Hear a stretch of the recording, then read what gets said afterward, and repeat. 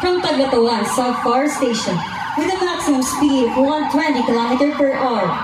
And leading fast personnel on the right side is Fire Officer 2 Alipayo, riding Yamaha XTZ125 fast motorcycle from San Francisco Fire Station with a maximum speed of 90 km per hour.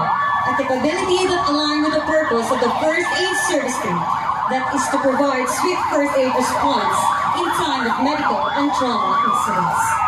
Following them are the 13 BFP personnel riding on their respective motorcycles, each representing the municipalities and component city of Agusan del Sur.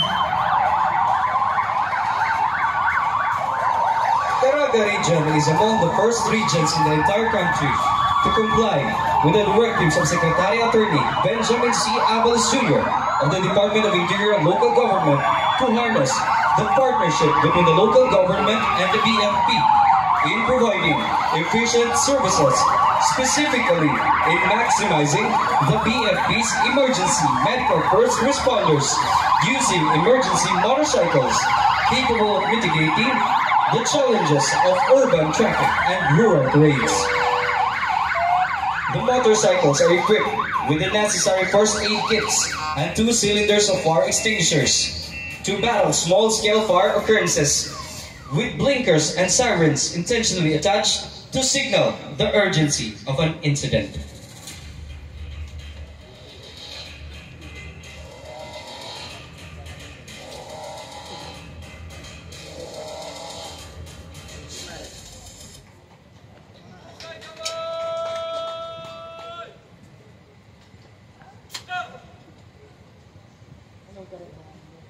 Once again, the Motorcycle First Aid Service Team of BFP Agusan del Sur.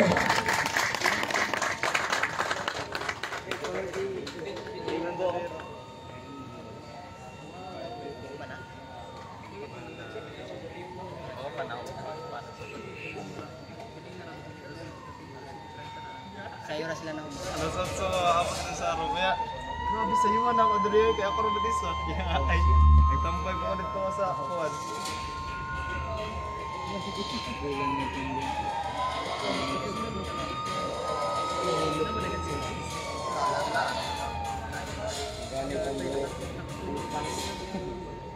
Apa yang penito sa likod? The Bureau for Protection Caraga has been responsible for ensuring public safety and providing fire protection services all throughout its provinces. The agency has been extending so much effort to implement fire services to achieve a fire-safe Caraga, or let's say, a fire-safe Agusan del Sur. Moreover, the Bureau of Fire Protection, through the LG Secretary Attorney Benjamin C. Avalos Jr., has significantly designed